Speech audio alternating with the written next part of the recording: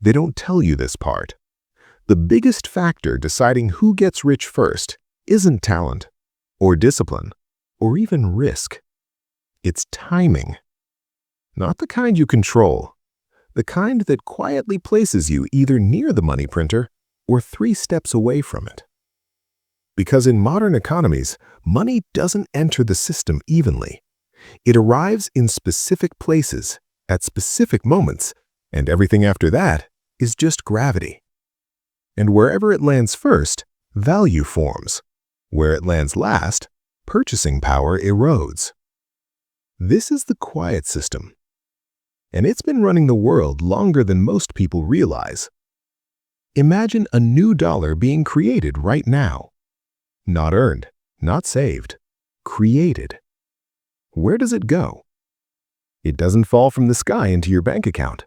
It doesn't split itself across the population. It appears inside a balance sheet, somewhere inside a financial institution, usually a bank, sometimes a government program, sometimes a massive corporation. That first recipient gets to spend it before prices adjust.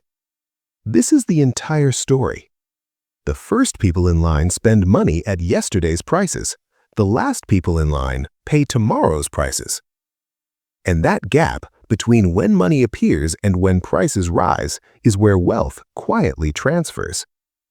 Not through fraud, not through conspiracy, through timing. This effect even has a name economists rarely say out loud: the Cantillon Effect. But you don't need the name to feel it. You've already lived it. Go back to 2020.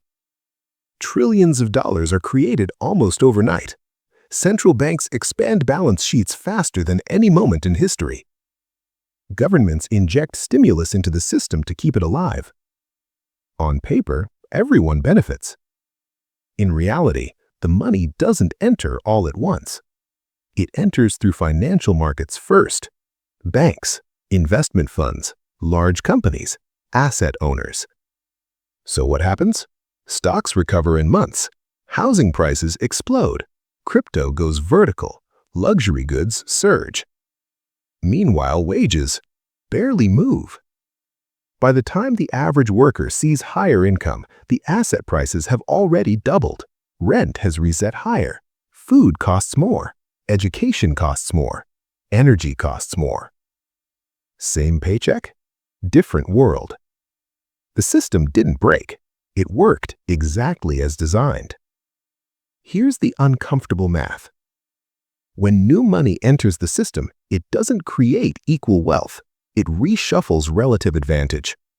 Whoever receives it first gets more buying power, more access to assets, more leverage. They don't just get richer, they set the new price levels. Everyone else inherits the inflation. Not evenly, not fairly, but predictably.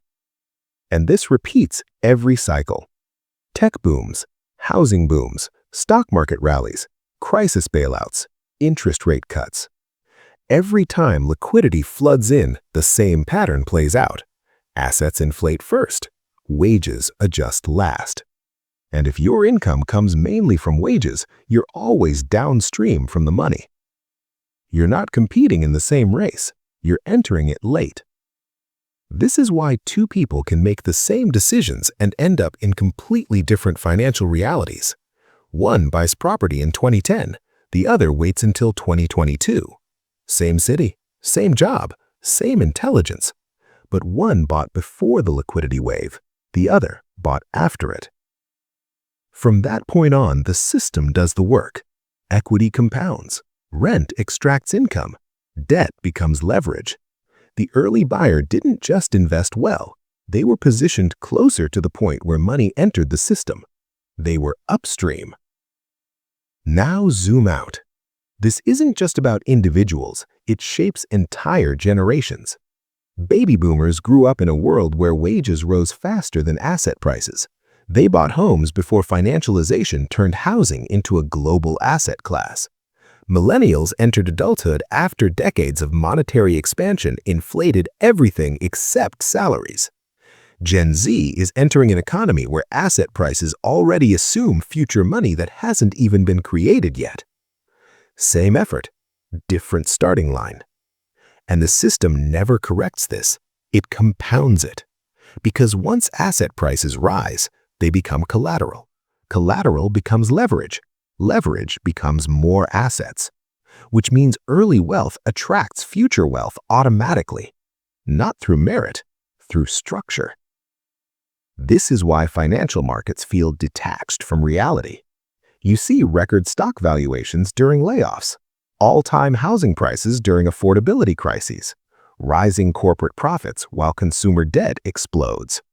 It feels absurd because it is. Money enters the system through balance sheets, not households. So the economy grows without people feeling richer. GDP rises, markets rise, productivity rises, but purchasing power feels stuck because most people are positioned where money arrives last. And here's the irony. We're told to focus on budgeting, discipline, coffee spending, side hustles.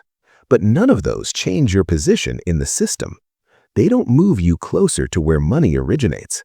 They just help you survive further downstream. This is why financial advice feels disconnected from reality. It teaches behavior inside a structure that already decided the outcome, like giving swimming tips to people on a sinking ship. Helpful, but not the real problem. So who actually gets rich first? Not the smartest, not the hardest working, not even the most entrepreneurial. The ones closest to newly created money.